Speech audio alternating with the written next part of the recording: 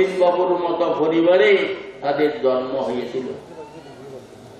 সেই পুণ্যের প্রভাবে বর্তমান জন্মে এই যতীন বাবুর পরিবারে পুণ্যবানদের বংশে তাদের জন্ম হয়েছে। সেই সংস্কারের প্রভাবে, সেই সংস্কারের টানে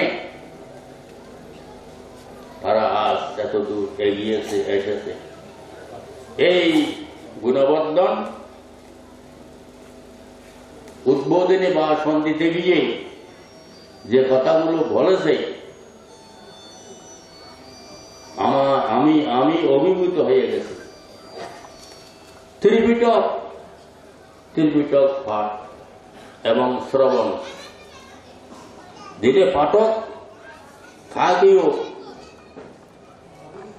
একাগ্র মন নিয়েই পাঠ করতে হবে। যিনি শ্রবক তাকেও একাগ্র মন নিয়ে শ্রবণ করতে হবে, তবেই ত্রিপিটক পাঠের এবং শ্রবণের সার্থকতা হবে। সুমঙ্গল 13 তাই এই গ্রামবাসীদেরকে নিয়ে এই ত্রিপিটক পাঠের আয়োজন করেছে। সুতরাং 3 পিটক, বিনয়, সূত্র, অভিধর্ম। বিনয় কি? গুণবর্ধন সংক্ষেপে কিছু কিছু বলেছে। বিনয় হচ্ছে নিয়ম নীতি, ভিক্ষুদের বহিরাচরণ। এই 21,000 বিনয় হচ্ছে আমাদের ভিক্ষু সঙ্গের জীবন। এই জীবন যতদিন এই বিনয়ের মধ্যে প্রতিষ্ঠিত থাকবে ততদিন এই শাসনের পরিহানি হবে না। সুতরাং এই বিনয় বা নিয়ম যারা লঙ্ঘন করে তাদের পরিণতি কি হয়? যারা লঙ্ঘন করে না, সুন্দরভাবে আচরণ করে, পালন করে, তাদের পরিণতি কি হয়? জন্ম জন্মান্তরে তা সূত্র পিটকের মধ্যেই দেখানো হয়েছে। বিনয় পিটকের বিনয় বা নিয়ম নীতি ধর্ম লঙ্ঘন করলে, পালন না করলে তা পরিণতি কি? সূত্র পিটকের মধ্যেই উল্লেখ আছে। আপনারা যারা সূত্র পিটকের বই পড়েছেন, বিশেষ করে জাতক, এই যে ষষ্ঠ খণ্ড জাতক, আপনারা পরে দেখবেন কোন জন্মে বুদ্ধ কি ছিল, যশোধরা কি ছিল, মহামায়া কি ছিল, আনন্দ কি ছিল, সারিপুত্র কে ছিল, শুদ্ধোধন কে ছিল, এইভাবে একটার পর একটা বর্ণনা দেওয়া হয়েছে। এবং কোন কর্মের ফলে তারা এই জন্ম লাভ করেছে সব দেখানো হয়েছে। এই বিনয় লঙ্ঘন এবং পালনের পরিণতি। সূত্র পিটক, অভিধর্ম পিটক আরো জটিল। এটা মনগত ব্যাপার, চিত্তগত ব্যাপার। চিত্ত চৈতসিক কুরুম নির্বাণ নিয়ে 42,000 অভিধর্ম।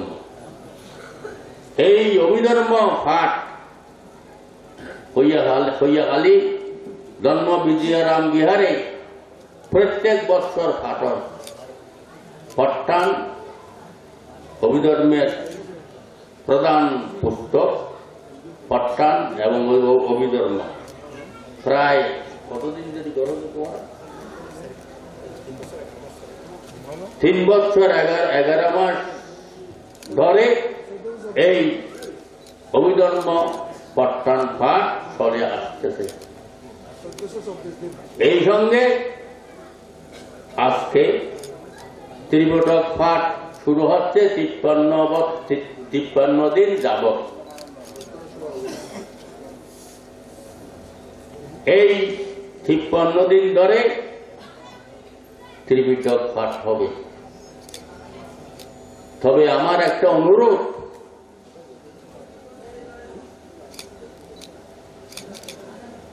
এই গ্রামের প্রত্যেককে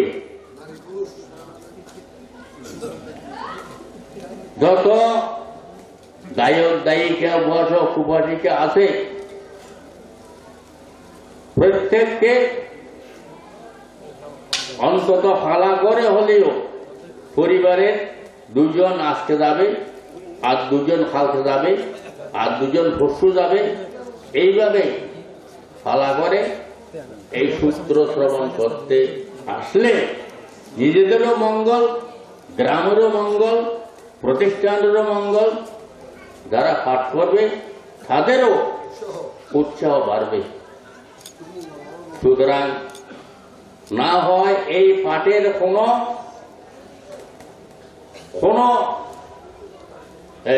উপহারে আসবে না, কোনো উপকার হবে না, শুধু ভিক্ষুরা পাঠ করবে, ভিক্ষুদেরই উপকার হবে। আর এই শ্রবণকারী না থাকলে তাদের মঙ্গল কি হবে? শ্রবণজনিত পুণ্য অনেক, আচরণের কথা বলছি না, শ্রবণজনিত পুণ্য এক মনে যদি শ্রবণ করেন বুদ্ধবাণী, এটাও অনেক পুণ্য। এমনকি এই শ্রবণ করতে করতে করতে করতে 1 ঘন্টা 2 ঘন্টা আধা ঘন্টা 3 ঘন্টার মধ্যে অনেকে অরহত হয়ে গেছে। এই শ্রবণজনিত পুণ্য এত প্রবল, এত শক্তিশালী, পূর্বজন্মের সংস্কার ইহজন্মে হঠাৎ করে উৎপন্ন হয়ে তাকে প্রথমবর্তী প্রকৃতাগামী অনাগামী অরহতে নিয়ে গেছে। ভগবান বুদ্ধ ধর্ম দেশনা করার জন্য, সারিপুত্র ধর্ম দেশনা করার জন্য, এই শ্রবণজনিত পুণ্য। সুতরাং আপনারা মনোযোগ দিয়ে শুনবেন, নিজেদের মঙ্গল হবে, পরিবারের মঙ্গল হবে, সমাজের মঙ্গল হবে এবং মরার মৃত্যুর পরেও মঙ্গল হবে। এই সেই ত্রিপিটক পাঠ আজ থেকেই শুরু হচ্ছে। সুতরাং আমি আপনাদেরকে ধন্যবাদ এখনো পুরোপুরি জানাচ্ছি না। যেদিন 53 দিন শেষ হবে সেদিনই অবস্থার দৃষ্টে প্রশংসা করব, ধন্যবাদ জানাব। অনুষ্ঠানের সভাপতি শ্রদ্ধেয় সঙ্গনায়ক ভান্তে বিদেশ থেকে এসে আজকের এই অনুষ্ঠানে যোগদান করেছেন, দীর্ঘক্ষণ ধরে বসে আছেন। তিনিও আমার মনে হয় মনে মনে খুশি হয়েছেন যে থানার নিকাইয়ের অধীনে এই হইয়াহালি গ্রামে যে এত বড় একটা গুরুত্বপূর্ণ, এত বড় একটা পুণ্যময় খাস অর্থে এইটা তিনি মনে মনে ভেবেছেন। সুতরাং সুতরাং আমি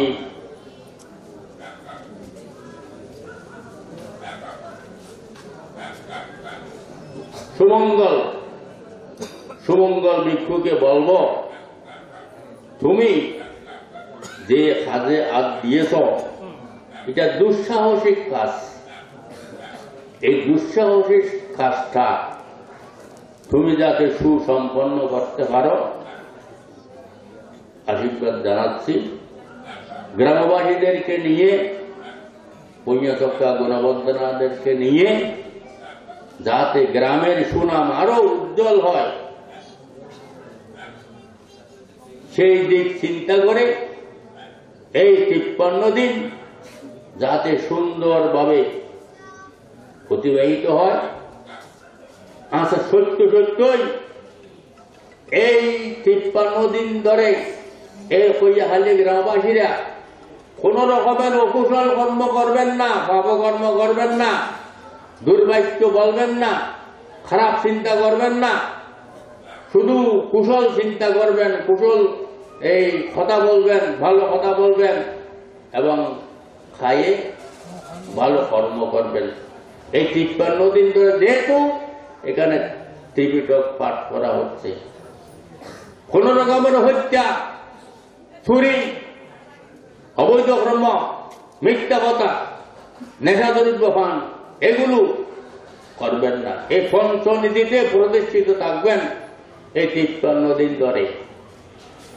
এই পঞ্চশীলে প্রতিষ্ঠিত থেকে যদি এই ত্রিপিটক শ্রবণ করেন, ও বাবা, অপূর্ব পুণ্য, অগাধ পুণ্য উৎপন্ন হবে। এই অগাধ পুণ্য আপনাকে কোথায় নিয়ে যাবে আপনিও ভাবতে পারবেন না। সুতরাং যদি এইভাবেই শ্রবণ করেন, এইভাবেই চলেন 53 দিন যাবৎ, তাহলে গ্রামের, পরিবারের, নিজের জীবনের অভূতপূর্ব উন্নতি হবে এবং সুনাম হবে। পরিশেষে আজকে যারা এসেছেন আমাদের মাননীয় ভিক্ষু সংঘেরা, আপনারা সবাইকে ধন্যবাদ, আশীর্বাদ জানাচ্ছি এবং শ্রদ্ধেয় সংগঠনের ওখান থেকে বন্দনা জানিয়ে আমার বক্তব্য শেষ করলাম।